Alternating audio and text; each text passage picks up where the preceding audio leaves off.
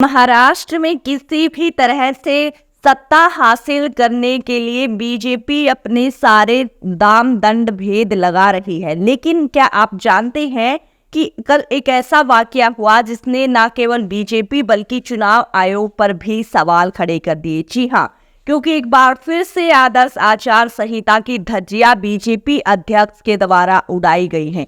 आपको बता दें कि महाराष्ट्र में कल जो है एक गुरुद्वारे में जेपी नड्डा पहुंचे, उनके साथ कुछ बीजेपी कार्यकर्ता भी दिखाई दिए जिन्होंने एक तरीके का जो पहने हुए थे वो पटका या फिर हम कह लीजिए जो उन्होंने सिर पर बांधा हुआ था, उनसे पूरे तरीके से बीजेपी पार्टी का प्रचार एक धार्मिक स्थल पर दिख रहा था और वो पूरे तरीके से चुनाव आयोग पर सवाल उठा रहा था कि आखिर कैसे एक धार्मिक स्थल पर चुनाव प्रचार किया जा सकता, वो भी किसी पार्टी का इस प्रकार से।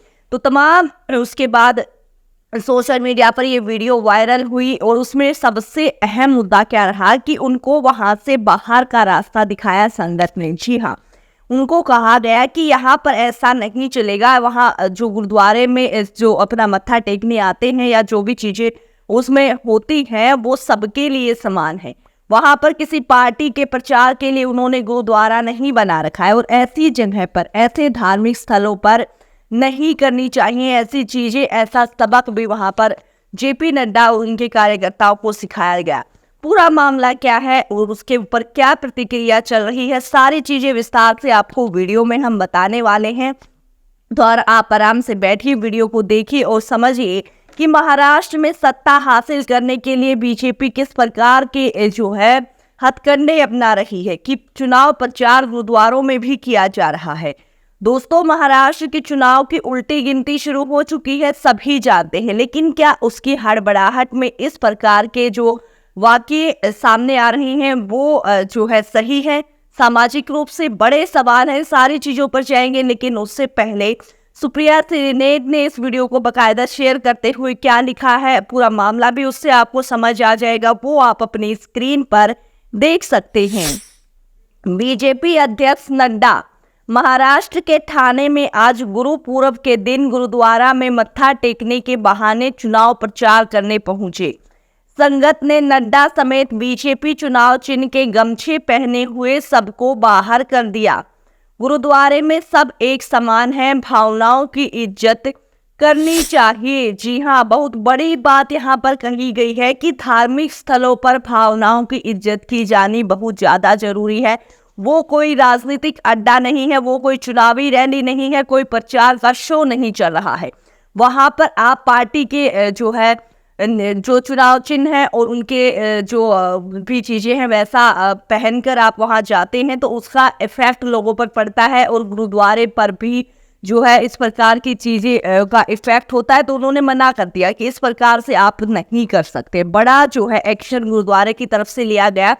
ये वीडियो बकायदा बार बार सोशल मीडिया पर शेयर की जा रही है, उसके बाद लोगों ने इस पर प्रतिक्रियाएं भी देनी शुरू की हैं। हम एक एक कर आपको कुछ लोगों की प्रतिक्रियाएं भी दिखाएंगे, क्योंकि अब ये मामला जो है ना केवल चुनाव आयोग बल्कि सामाजिक रूप से भी सामने आ गया है कि धार्मिक स्थल, मंदिर, मस्जिद, गुरुद्वारा, कहीं पर भी आप इस प्रकार से पार्टी चुनाव चिन्ह के साथ मत्था टेकने जाए या फिर दर्शन करने जाए, जो भी चीजें होती हैं तो उसमें आप अपनी पार्टी का प्रचार नहीं कर सकते हैं। उसको लेकर क्या क्या प्रतिक्रियाएं सामने आई हैं वो भी हम आपको दिखाते हैं, देख सकते हैं आप स्क्रीन पर।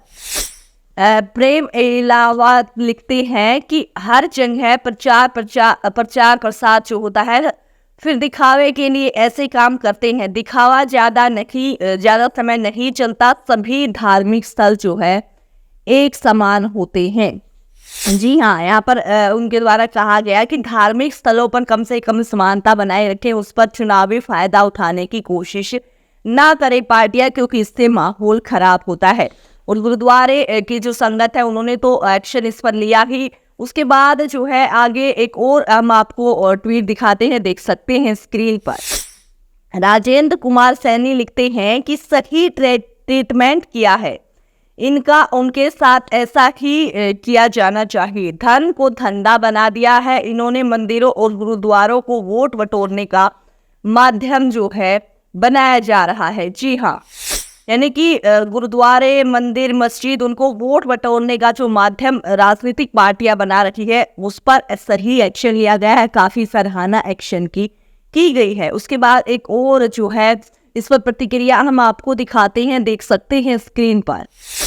आसिफ खान लिखते हैं कि संगत ने एक महत्वपूर्ण संदेश दिया है कि धार्मिक स्थलों पर राजनीतिक गतिविधियां नहीं होनी चाहिए। गुरुद्वारे में सभी एक समान होते हैं और वहां सिर्फ श्रद्धा का और जो है सम्मान होना चाहिए। वहां पर इस प्रकार का दिखावा नहीं किया जाना चाहिए, ऐसा साफ साफ जो है प्रतिक्रियाओं में सामने आ रहा है। और दोस्तों ये सही भी है। कोई सामाजिक जो है इस प्रकार की जगह होती है, मंदिर होता है, मस्जिद होता है, गुरुद्वारा होता है, कोई भी जगह हो, इस प्रकार की जगहों पर किसी पार्टी जो चुनाव प्रचार के लिए पहुंचे तो अच्छा नहीं लगता, उसका इफेक्ट काफी गलत होता है। धार्मिक स्थलों को इसमें नहीं घसीटना चाहिए। उसके बाद एक और जो है प्रतिक्रिया हम आपको दिखाते हैं, वो आप अपनी स्क्रीन पर देख सकते हैं।